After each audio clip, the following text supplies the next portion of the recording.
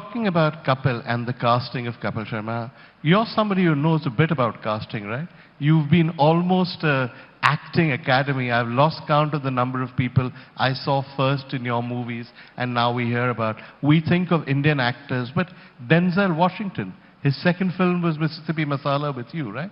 You've hired people who the world didn't know about because presumably you saw something in them.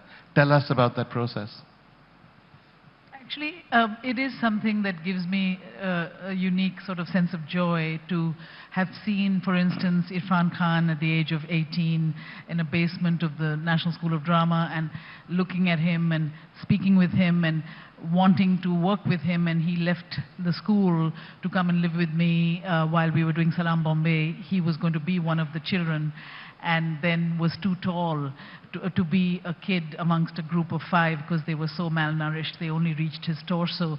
So he ended up with just one scene in Salam Bombay, but we acquired a very long friendship, and I said, I owe you. And then years later, 15 years later, I called him and I said, I have Ashok Ganguly in the namesake for him to play. It was really we thought of him right from the beginning.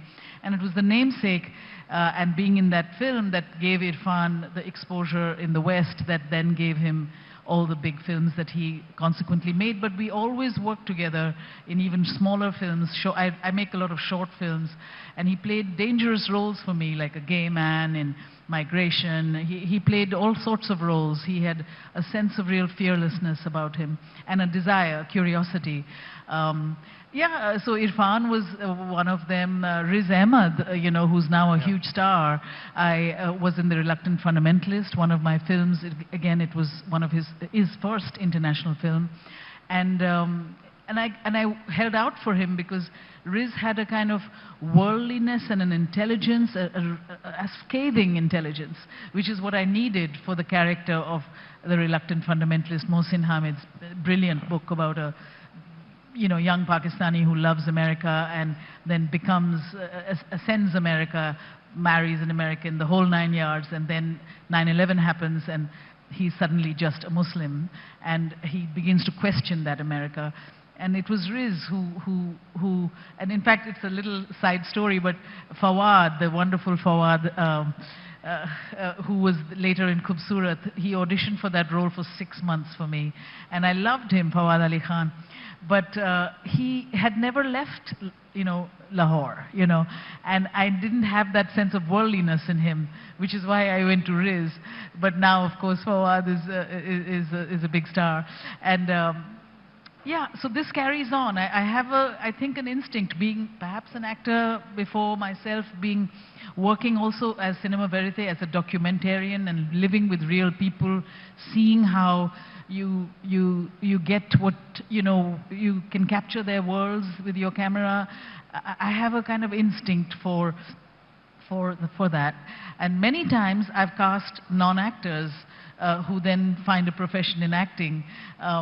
So many times. In Monsoon Wedding, it's full of either my family, or one time a woman didn't show up for her role, and I went walking in my park in Vasant Vihar, and there was a Punjabi auntie in her salwar kameez and sneakers walking along, and I said, she looks like somebody who could be that part.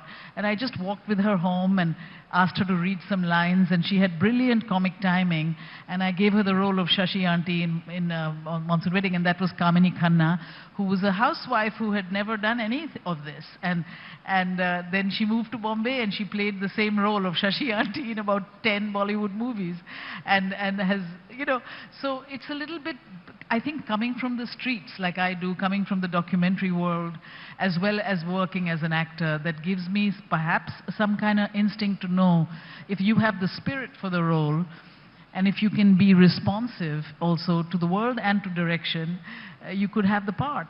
And the same with Sarita Chowdhury, who played opposite Denzel Washington in Mississippi Masala.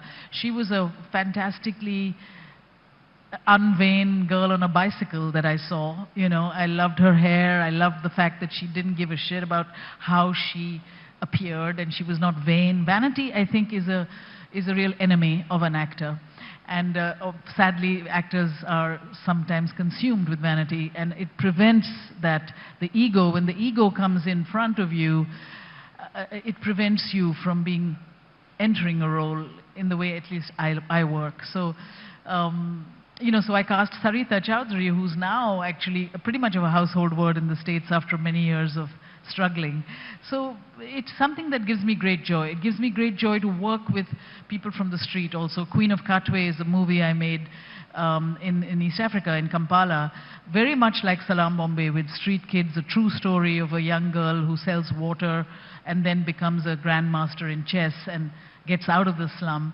And these are all kids that are playing a reality true to themselves, but opposite Lupita Nyong'o, an Academy Award-winning Kenyan actor, and David Oyelowo, another Hollywood actor. And in fact, in those kind of equations, it's the professional actors who have to kind of learn the sense of truth from those who have actually living their lives. So it's that balance between those who actually live that life, opposite those who have to imitate that life, that is a very beautiful exchange. Sometimes it creates an alchemy that I love. So that's also some part of my signature in hindsight, is to be able to equate that world all the time. All the time I do it.